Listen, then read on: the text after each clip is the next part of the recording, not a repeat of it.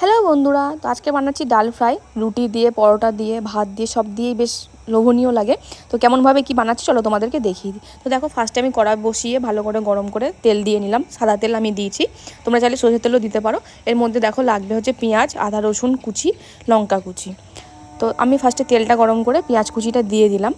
পেঁয়াজটা একটু লাল লাল করে আমি আগে ভেজে নেবো, আর পেঁয়াজের পরিমাণটা একটু বেশিই দিতে হবে। তো দেখো, পেঁয়াজটা আমি আগে ভালো করে লাল লাল করে ভেজে নেবো। এর মধ্যে আমি দিয়ে দেবো একটুখানি হিং, সামান্য পরিমাণে। কেউ কেউ চাইলে কিন্তু হিংটা স্কিপ করতে পারো। তো হিংটা দিয়ে আমি দেখো ভালো করে নেড়ে নিচ্ছি। এর মধ্যে আমি এবারে দিয়ে দেবো রসুন কুচি আর আদা কুচি। কেউ যদি রসুন পরিমাণে বাড়াতে চাও বাড়াতে পারো, যতটা বেশি দেবে ততই ভালো লাগবে। এর মধ্যে এবার আমি দিয়ে দিচ্ছি একটা শুকনো লঙ্কা আর কিছুটা পরিমাণে কাঁচা লঙ্কা কুচি দিয়ে ভালো করে নাড়াচাড়া করে নেবো। এবারে আমি দিয়ে দিলাম একটা বড় টমেটো কুচি করে কেটে। এটাকে ভালো করে এবারে ভাজা ভাজা করে নেবো। এর মধ্যে মশলা কী কী লাগছে দেখো, নুন দিয়ে দিচ্ছি যাতে টমেটোটা একটু গলে যায়। তার মধ্যে দিয়ে দেবো হলুদ গুঁড়ো, জিরে গুঁড়ো আর ধনে গুঁড়ো দিয়ে ভালো করে মিশিয়ে নেব।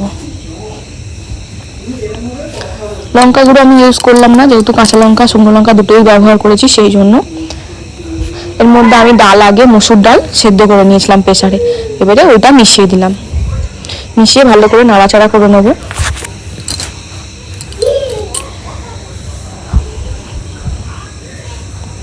দেখো, ডালটা আমার মেশানো কমপ্লিট হয়ে গেছে। লাস্টে আমি 1 চামচ পরিমাণে ঘি দিয়ে দিচ্ছি, আর কালারের জন্য দিচ্ছি কাশ্মীরি লঙ্কা গুঁড়ো।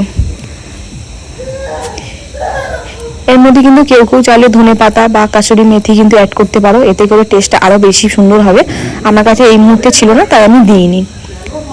ডাল ফ্রাই কিন্তু আমার পুরোপুরি রেডি। এটা কিন্তু রুটি, পরোটা যে কোনো কিছুর সাথেই বেশ ভালো যাবে আর খুব সুন্দর লাগে। তো দেখো, আমার ডাল ফ্রাই রেডি।